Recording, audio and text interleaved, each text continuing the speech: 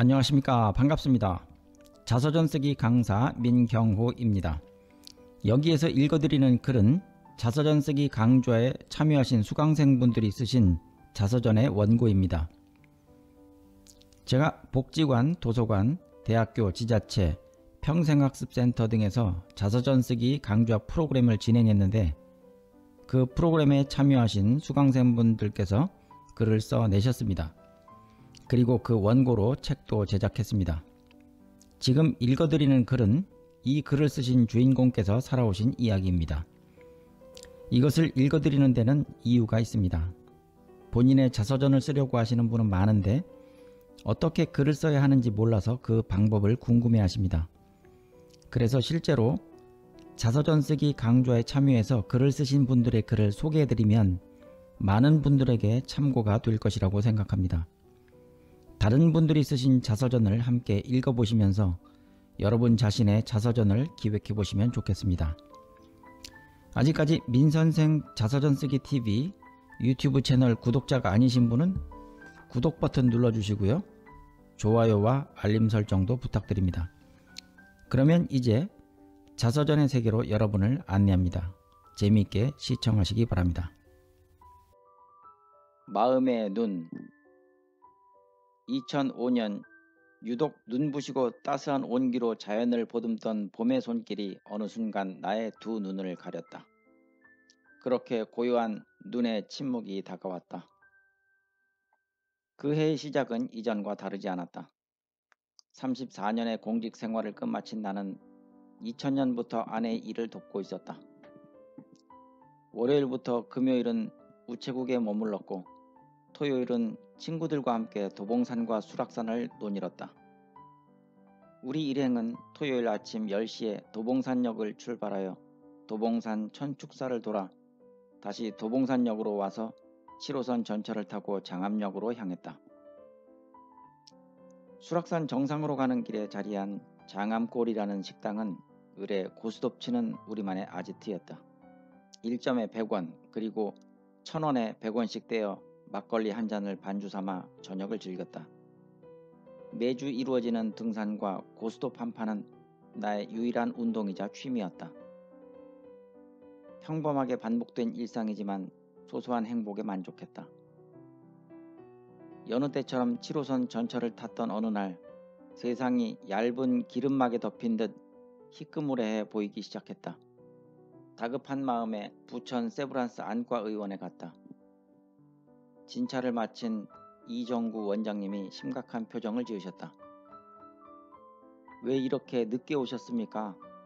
다 망가지고 남은 시신경이 5%에 불과합니다. 녹내장 말기입니다. 사실 1980년 무렵부터 녹내장기가 있었다. 그때 찾아간 김안과와 윤내과에서는 혈압으로 인한 것으로 진단하여 나는 꾸준히 약을 처방받아서 혈압을 다스렸었다. 혈압 때문인지만 알고 혈압만 관리하다가 시력은 챙기지 못한 것이다. 나는 다시 영등포 김안과를 찾았다. 의사는 내가 장애인 등록을 해야 할 정도라면서 겁을 많이 주었다. 나는 충격을 받고 집에 돌아왔다. 가족들이 기다리고 있었다. 아빠, 산부인과를 방문하면 어떤 의사는 자연분만을 주장하고 또 어떤 의사는 제왕절개를 제안해요. 의사마다 진단이 다르니까 다른 병원에서도 진찰을 받아보아요. 침착한 딸의 말에 나는 신촌 세브란스 병원과 강남 성모병원 안과를 방문했다. 그중 강남 성모병원의 녹내장센터 담당 교수인 박찬기 선생님이 요즘은 좋은 약도 나오고 의술도 많이 발전했으니 너무 걱정하지 말고 치료해보자고 권유하셨다. 앞서 김안과나 신촌 세브란스 병원을 방문했을 때의 마음보다 한결 가벼워졌다. 나는 희망을 품고 박 교수님을 주치의로 정하고 2018년까지 치료를 시작하게 되었다. 강남 성모병원에서 3개월에 1회씩, 부천 세브란스 안과에서 한 달에 1회씩 진찰을 받았다. 2018년 12월경에 부천 세브란스 안과에 진찰을 받으러 갔던 때였다. 측정된 안압이 58에서 60mm Hg였다. 녹내장 말기가 되면 안압이 요동을 친다. 담당 의사는 예진이 좋지 않으니 빨리 큰 병원에 가는 것이 좋겠다고 말했다. 강남 성모병원에서는 나에게 레이저 수술을 권하였다. 일주일 뒤 수술하는 날이 다가왔다. 영하 13도, 그날은 무척 추웠다. 수술을 끝내고 나오니 하나도 보이지 않았다. 일주일을 기다렸다. 그러나 안압은 그대로였다. 여전히 측정된 안압은 60mm Hg 근처에서 맴돌 뿐이었다. 한 달 후에 다시 오시기 바랍니다. 의료진의 답답한 말에 화가 났다. 안압이 이렇게 높으면 빨리 조치를 취해 주어야 하는 것이 아닌가. 대체 한 달 후에 오라는 것이 말이 되는가. 나는 그곳에서의 치료를 포기했다. 나는 모든 병원 진료 기록을 복사하고 그것을 가지고 인천 한길안과의 최진영 부원장을 찾아갔다. 한참 동안 진료 기록을 들여다보시던 부원장 선생님이 말씀하셨다. 수술로 안압을 내리는 게 우선인 듯합니다. 수술 일정 잡기가 힘들더라도 다니던 병원에서 하는 것이 낫지 않겠습니까? 나는 대답하지 않았다. 대략 30분의 시간이 지났다. 다음날 바로 수술하자는 부원장 선생님의 권유에 바로 승낙했다. 하루 뒤 교정각 시술을 받았고 지금까지 한길안과에서 치료를 받고 있다. 그리고 2019년 4월에 나는 장애인 5급 판정을 받았다. 한 달 후 집 근처에 있는 해밀도서관에 등록했다. 부천시 해밀도서관은 사회복지법인 인천가톨릭 사회복지회에서 운영하는 기관으로 시각장애인들을 위한 복지 프로그램을 운영하고 있었다. 나는 이곳에서 선지식 3분을 만났다. 이 짧은 글에 그분들을 옮겨본다. 첫 번째 분은 내게 자비심과 보리심을 갖도록 복전이 되어주신 이상목님이다. 이분은 시각장애가 생긴 나에게 컴퓨터 교육을 받을 수 있도록 깨우쳐 주신 분이다. 올해 4월에 세상을 떠나셨다. 그분과의 첫 인연은 내가 해밀도서관에 처음 왔을 때였다. 나까지 합쳐 모두 6명이 한 식탁을 앞에 두고 앉아 있었다. 내 왼편과 오른편에는 서석수님과 김진호님이 계셨고 맞은편에 있는 기판도님의 왼편과 오른편에는 김도섭님, 이상목님이 앉아 있었다. 93세 이상목님은 6.25 참전용사였다. 두 눈은 완전히 실명하였고 잘 듣지도 못하셨다. 그러한 이유로 누구도 그분과 말 한마디 나누어주는 사람이 없었다. 그분은 줄곧 6.25 전쟁 무용담을 늘어놓으셨는데 항상 레퍼토리가 똑같으니 모두 듣지 않고 도망가 버리는 것이다. 주변에 사람들이 사라진 것도 모르고 늘 혼자 말씀하셨다. 항상 외톨이셨던 그분은 점심만 먹고는 앉은 자리에서 잠시 묵상에 잠겼다가 차를 타고 돌아가시곤 했다. 나는 이분을 위해 무엇을 할 수 있을까 하고 고민했다.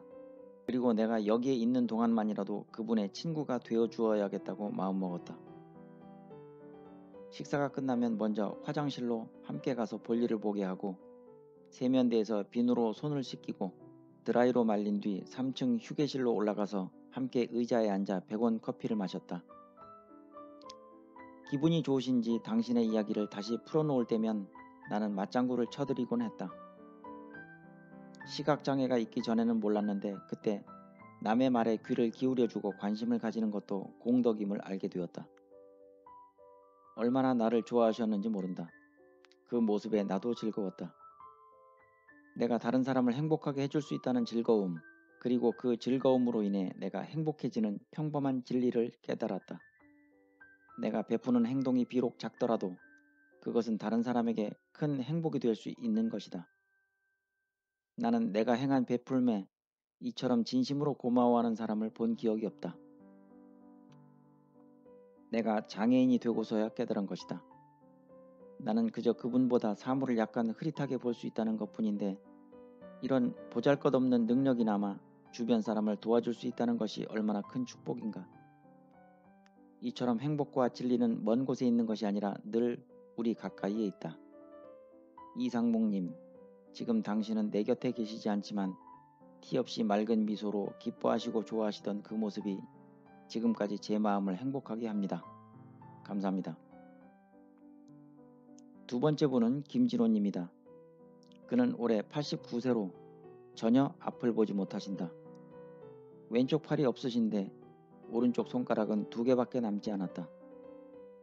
그럼에도 불구하고 컴퓨터도 잘하고 핸드폰도 큰 불편 없이 사용하신다. 음악 듣는 것을 좋아하시고 인문학에도 조예가 깊다. 자신의 장애를 극복하기 위해 얼마나 많은 노력을 하셨을까? 진정으로 존경스럽다. 이처럼 강인하고 훌륭한 분들이 내 주위에 있다는 사실은 내게 큰 행복이며 축복이다.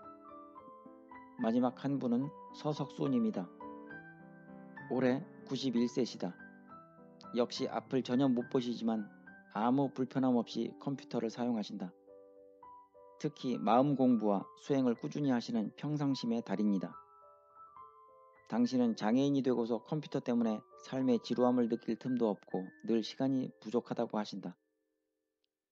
나는 문수보살이며 선지식인 이분들을 만난 복으로 장애인의 삶을 긍정적으로 마주할 수 있는 마음가짐을 갖게 되었다.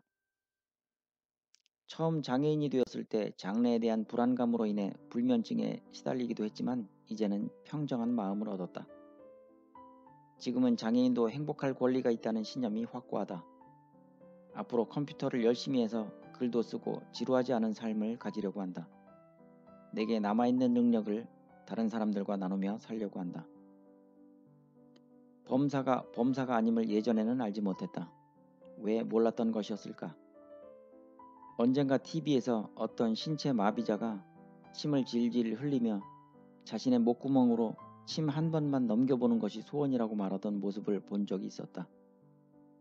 나는 이제 그 간절함이 이해된다.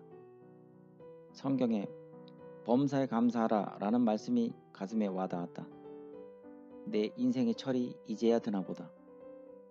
나는 내가 장애인이 되면서 내 마음의 눈이 뜨이게 됐음에 감사하고 또 감사한다. 나는 5급 시각장애인이다. 80이 넘은 나이에 인생을 받아들이는 법을 알게 되었다. 비장애인이었을 때는 그냥 지나치고 보지 못했던 것들이 장애인이 되고 나서야 마음의 눈을 통해 보이게 된 것이다. 언젠가 인도의 철학자인 크리슈 나무르티가 다음과 같이 말했다. 우리가 보는 법을 안다면 그때는 모든 것이 분명해질 것이다. 그리고 보는 일은 어떤 철학도 선생도 필요로 하지 않는다. 아무도 당신에게 어떻게 볼 것인가를 가르쳐줄 필요가 없다. 당신이 그냥 보면 된다.